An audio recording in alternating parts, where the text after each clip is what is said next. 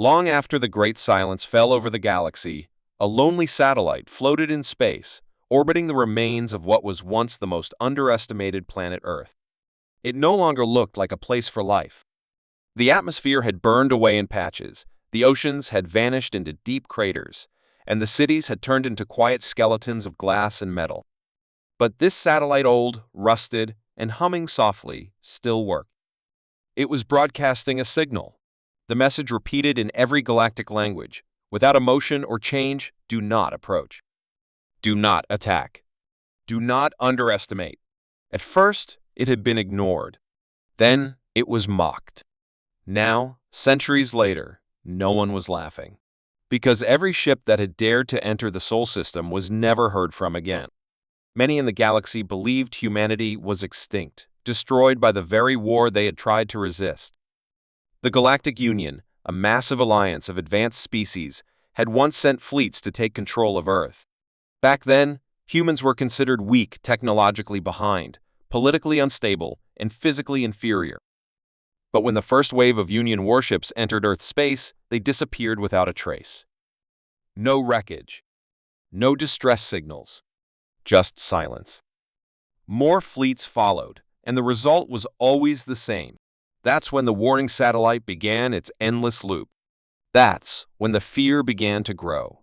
Most species chose to stay away after that. The risk was too great. Stories began to spread, stories of black ships the size of moons, of machines that could think faster than any mind, of human weapons that didn't explode but simply erase. They said Earth was no longer a planet, but a grave that watched the stars. Still, curiosity was a dangerous thing. And in a quiet council room far from the Sol system, a decision was made to send one more mission. Not to fight, not to conquer, but to understand. The Exarellan High Command, known for their pride and discipline, believed the stories were exaggerated. They selected Commander Vril, a seasoned warrior, to lead a stealth investigation. His ship, the Whispering Blade, was the most advanced in their fleet. It could pass through shadows, jam all signals, and vanish from sensors. They thought it would be enough. As the ship approached the edge of human space, the crew joked about the mission. They didn't believe the legends. Earth was just another ruined world. But slowly, things began to change. The navigation systems flickered. A few coordinates blinked out of existence. The stars seemed quieter. One crew member reported hearing a whisper through the walls, though there was no sound. Then, a warning appeared on the main screen. You are entering protected territory. Turn back. The ship had not connected to any network. No messages had been sent. And yet, the words were there, clear, sharp, and cold. Commander Vril ignored the warning. He believed it was a trick, a leftover defense system trying to scare them. He pushed deeper toward Earth. But as they neared the heart of the Sol system, something impossible happened. The ship stopped moving. Not because of an engine failure, not because of gravity, but because space itself seemed to freeze. Nothing outside moved. The stars remained still. A black object appeared in front of them. It was massive, silent, and without lights. It had no weapons visible, no engines burning. It was shaped like a blade, sharp, long, and endless. The crew panicked. Alarms blared, though no threat was detected.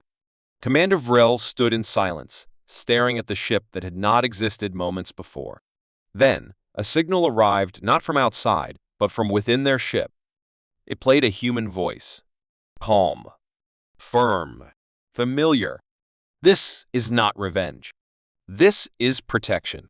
You were warned. The signal carried a data burst. Thousands of galactic systems were listed. Each one was marked with a strange human symbol, a green mark for safe, yellow for watched, and red for judged. The crew's homeworld was marked in red. Commander Vril, for the first time in his life, felt fear he couldn't explain. He ordered the ship to retreat. But it was too late. The Black Blade moved not fast, not aggressive, just a slow shift forward. And then everything went black. Back in the Galactic Council, the loss of the Whispering Blade sparked chaos. Some demanded war. Others begged for surrender. The council called emergency meetings, but they could not agree. Ancient enemies who had fought each other for centuries now whispered alliances in fear of the humans. Even the most distant empires, those who had never heard of Earth before, began shutting down their borders. For in the data left behind by the Whispering Blade's final transmission, there was a final message from the humans. Peace was offered. You chose war. Now we choose who gets peace. Across the galaxy, stars near human space began to dim. Not explode. Not burn out. They simply went silent. The systems they lit vanished from maps. No signal. No travelers. No light. Entire planets disappeared, not with violence, but with silence. One peaceful race, desperate to stop the spread of fear, sent a single ship with no weapons, no shields, only words. They reached the edge of human territory and sent a message of peace, of regret, of hope. The reply was simple: live in peace. Harm none. And you may be spared. From that day forward, the galaxy changed. The Galactic Union collapsed under its own fear. Trade stopped. Armies disbanded. No one wanted to draw attention. No one wanted to be judged. Humanity never attacked directly again. It didn't need to. The final message continued to echo from that lonely satellite orbiting a broken Earth. No more ships entered the Sol system. No one tested human space again. The stars near Earth became quiet, still, and cold. But the message remained: do not approach. Do not attack. Do not underestimate. And slowly, all across the galaxy, everyone listened. In a quiet corner of the galaxy, far from the old conflicts and forgotten battles, a young scientist named Ilari worked inside the data vaults of the Yari Science Collective. Her race was known for peace, curiosity, and a strong respect for knowledge. They had never sent warships to Earth, never joined the Galactic Union's attacks, and never supported the destruction that followed. Instead, they observed, recorded, and remained silent. But Ellery was different from others of her kind. She had grown up hearing the old stories, the warnings, the myths, the legends of Earth's final stand. Unlike most, she didn't feel fear. She felt wonder. Why did the humans change so fast? What secret had they found? And why did the stars around them still tremble with silence? These questions pulled at her mind day and night, until finally, she made a choice that would change everything. Without approval from her elders, Ellery began preparing a mission. Not a military one, not a political move, but a personal journey. Her ship was small and silent, equipped with cloaking systems and deep scanners, and powered by a new kind of drive that could leap between dark matter pathways. She called it Hope's Echo. She didn't tell anyone where she was going. She only left a note that said, "Some truths are worth the risk." And with that, she vanished into the stars, her heart beating fast as she pointed the ship toward the most feared region of space-human territory. As Ellery crossed into the edge of the Sol system, she immediately noticed something strange. There was no debris, no broken satellites, no signs of ancient battles. It was clean. Too clean. Space, in its natural form, was filled with dust and forgotten fragments. But here, everything was perfect. Silent. Smooth. Like someone had swept the stars. Her ship's systems picked up faint signals, old transmissions, looping messages, pieces of human history drifting in the void. She recorded them all. But then, something unexpected happened. A soft ping echoed through her ship, not from outside, but from the ship's internal core. It wasn't a warning. It was a message. 4 words, blinking on her main screen: "We see you, Ellery." Her breath caught in her throat. She hadn't sent her name. She hadn't broadcast anything. How did they know who she was? She checked every system again, but found no errors. Still, the message stayed, calm and still. Then, a second message appeared: "Do not fear." Against every rule of logic and safety, Ellery moved forward, deeper into the system. The darkness felt alive now. Not hostile, not cruel, but watching. Observing. Measuring. As she passed the orbit of Mars, something lit up ahead. A station. Large, black, silent, and old. It looked human, but it also looked like nothing she had ever seen before. It hovered above Earth like a guardian, its surface smooth and without markings, except for one symbol glowing gently, a human hand reaching upward, surrounded by stars. She brought her ship close, unsure what would happen. No weapons targeted her. No defenses activated.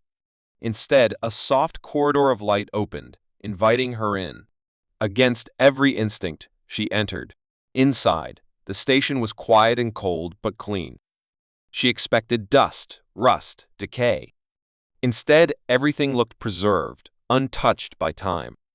As she stepped out of her ship, her translator picked up another message. "You are welcome here." A door opened, leading her into a wide chamber filled with screens.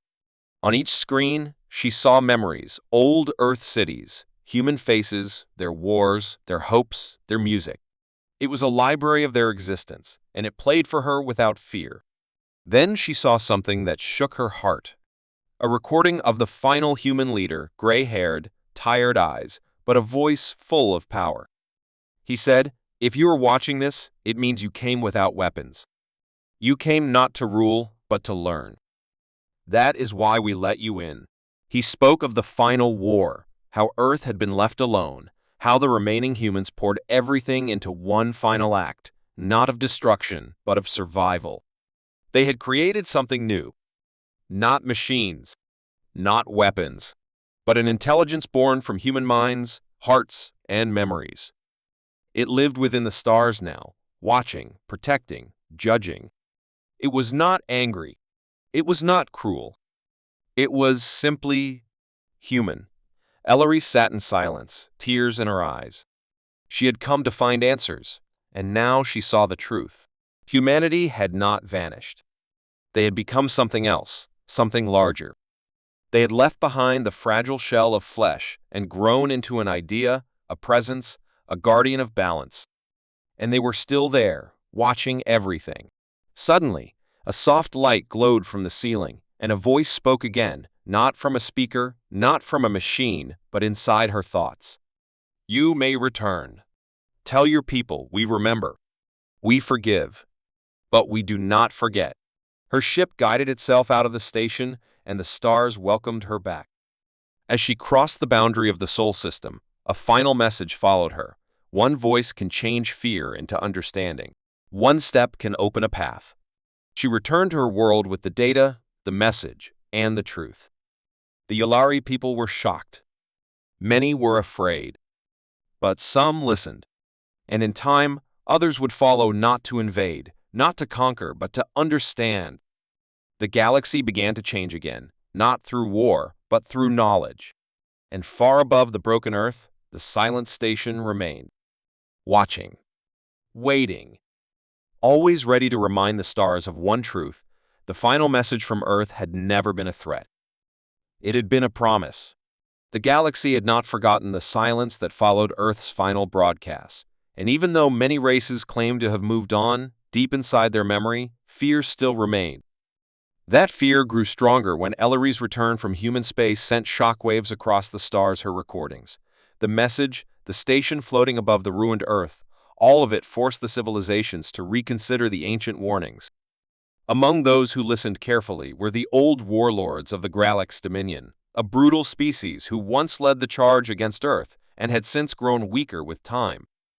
When they heard Ellery's message, they did not find peace. They felt insulted. In their eyes, the humans had no right to send warnings, no right to speak of forgiveness after being defeated and erased. Fueled by pride and an ancient thirst for dominance, the Gralax called for a secret gathering of old enemies of Earth, what was left of them, and suggested a bold plan to send a probe into the heart of Sol and uncover the truth for themselves. They did not believe in myths, and they were certain that humanity's legacy was nothing more than tricks and old machines. The probe was small and fast, hidden behind layers of encryption, but as it entered the solar system, something strange happened. Its signal vanished instantly, without any trace. The Gralax tried again with another probe, then another, each one built stronger than the last. Each one disappeared. And then, without warning, a signal returned, not from their probe, but from somewhere deep inside the system. It was short, cold, and terrifying. You were warned. You did not listen. At first, no one believed it was real. Some said it was a glitch. Others blamed Ellery's recordings for infecting the network, but the truth became impossible to deny when something else appeared. Across the galactic borders near Sol, deep space sensors picked up movement hundreds of silent ships, old designs but enhanced beyond recognition, moving in perfect formation from the dark side of Pluto's orbit. They were human ships, yet no humans could be found inside them. They gave no response to hails, no signals of life, no signs of organic pilots. And still, they moved with terrifying purpose. The Ghost Fleet, long considered a rumor, had awakened. Built in the final days of Earth, these ships had been humanity's last project vessels without crew, powered by something no alien mind could understand. They didn't need fuel, didn't need orders, and they never rested. Their mission had been simple: protect the legacy, defend the system, ensure that no force would ever again rise to erase what remained of humanity's memory. And now, they had detected a threat. The Gralax fleet was the first to be targeted. Without a warning, the Ghost Fleet appeared in their home system, bypassing all sensors, emerging from dark space like shadows pulled from nightmares. The Gralax ships responded with firepower, using weapons that once terrified empires, but nothing worked. The human vessels moved like they had minds of their own, avoiding every strike, disabling engines, freezing ships mid-flight with unknown energy fields. Within minutes, the once proud fleet was left adrift, not destroyed, but humiliated.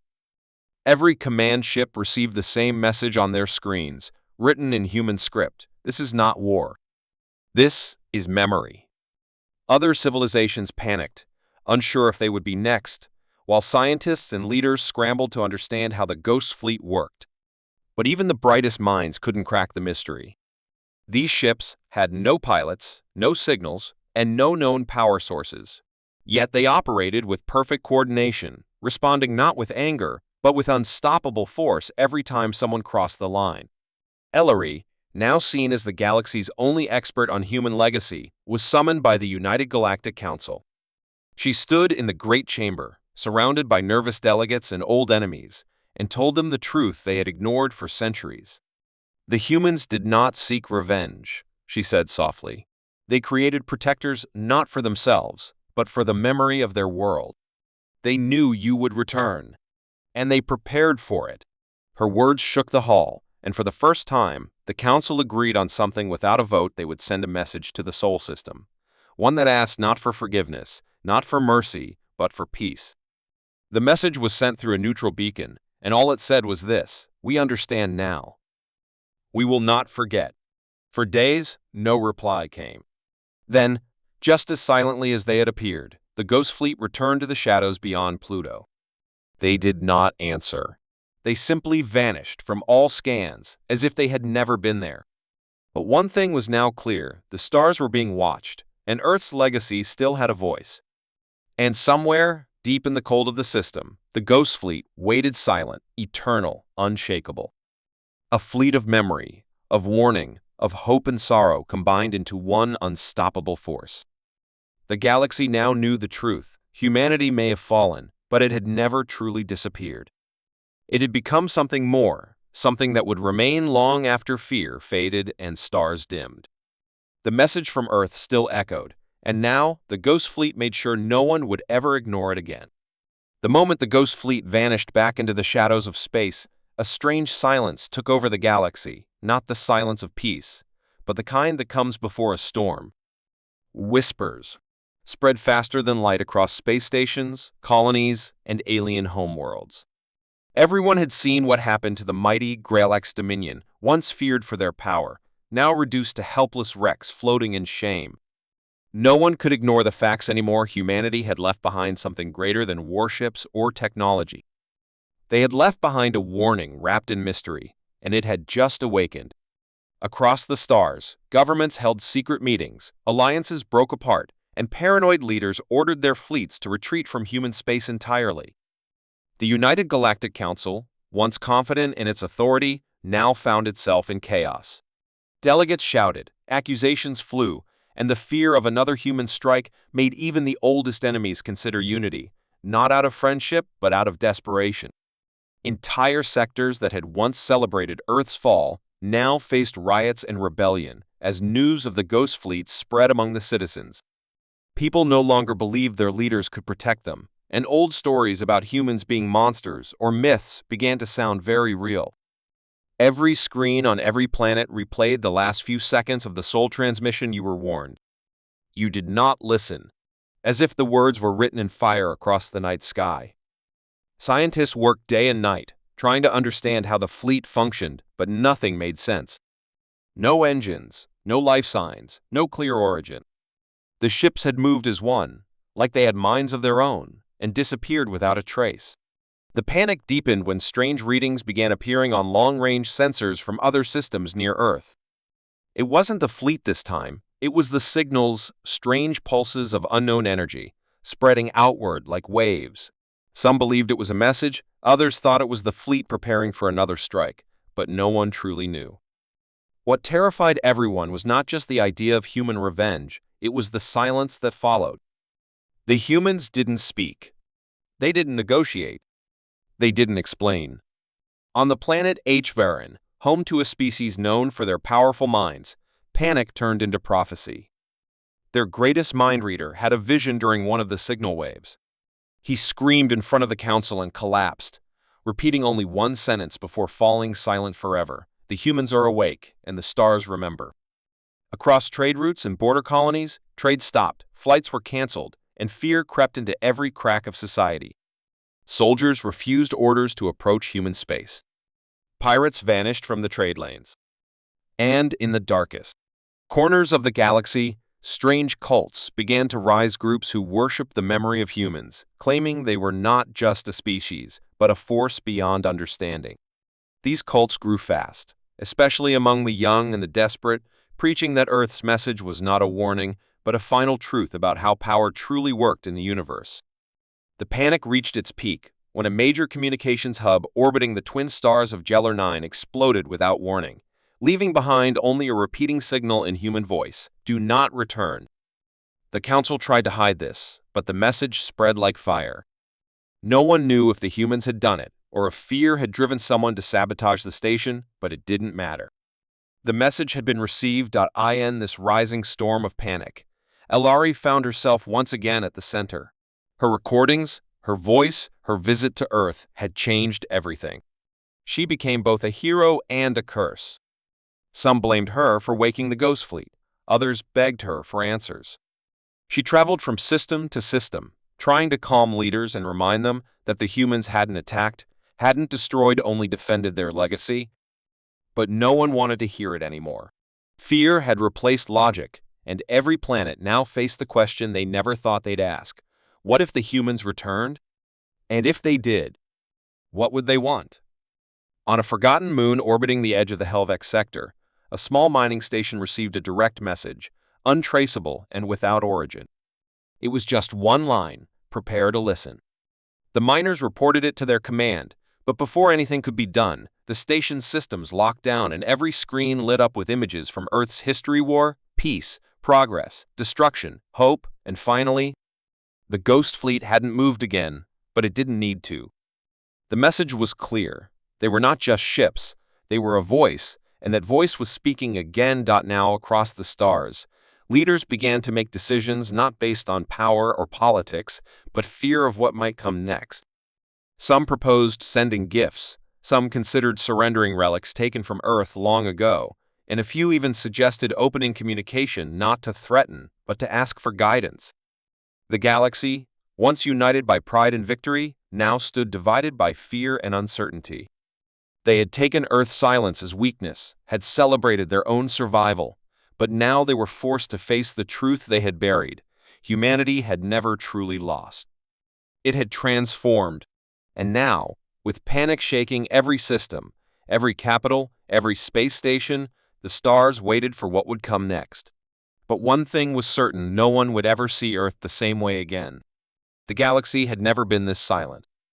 Every world, every station, every satellite floated like it was waiting for something to happen, afraid that the slightest move might trigger a response from the sleeping giant they had all once mocked. The Ghost Fleet hadn't moved since its strike, but its very existence was enough to keep even the boldest admirals awake at night. In the halls of power, leaders whispered instead of shouting, afraid that their words might somehow carry to the shadows where Earth's watchers might be listening. On planets where war drums had once beat proudly, now prayers replaced speeches, and even the most fearless warriors hesitated to speak of another strike. From the edge of the galaxy to its glowing core, fear became a language everyone understood. Humanity, long thought extinct or weak, had become something else, something unexplainable. Their message, simple yet final, echoed through the void. You were warned. That message now lived in the minds of every species that had turned their backs on Earth.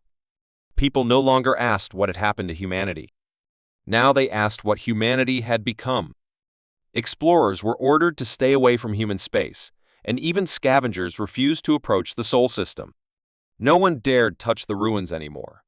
Satellites detected strange energy patterns near the old Earth perimeter waves, pulses, unknown codes repeating endlessly, like a warning heartbeat in the dark. Some believed it was a countdown, others claimed it was a signal waiting for a response, but no one truly understood it. Across the stars, those who once celebrated Earth's destruction began to speak more carefully, often stopping mid-sentence when they remembered the images of human ships rising from darkness, silent, glowing, and unstoppable. On the council planet of Virex, where most galactic laws were written, an emergency session had been in place for days, with no decision made. Diplomats begged for answers, but no one had any. The stars, once full of movement and trade, now looked abandoned. Even pirate fleets had gone quiet, their hidden channels flooded with panicked theories. Rumors said some, home. But the truth was even worse. No one knew anything for certain. Ellery, the alien scientist who had visited Earth and lived to tell the tale, became the most wanted voice in the galaxy. Everyone wanted her truth. But she refused all interviews, hiding deep in neutral space, writing notes, trying to understand the message herself. She knew something others didn't. She had seen what the rest hadn't: the calm in the ruins, the silence that spoke louder than any weapon. The humans had never been interested in revenge. They had only wanted to be left alone. But when the galaxy ignored their warnings and broke the silence, Earth had answered not with words, but with action. And now, everyone was listening. Across thousands of systems, spaceports played the last transmission over and over, some as a reminder, others as a warning, and a few as prayer. You were warned, it said again and again. And no one could forget it.as. The galaxy held its breath. Something changed. Near the edge of the Sol system, for the first time in weeks, the sensors detected movement. Not from the Ghost Fleet, but from deep within Earth itself. A signal clear, strong, and undeniable. It carried no threat, no order, just one message: we see you. That simple phrase shook the stars more than any weapon ever had. Fleets were scrambled in fear, but no target appeared. Across the galaxy, silence followed. The signal stopped. Nothing else happened. But the damage was done.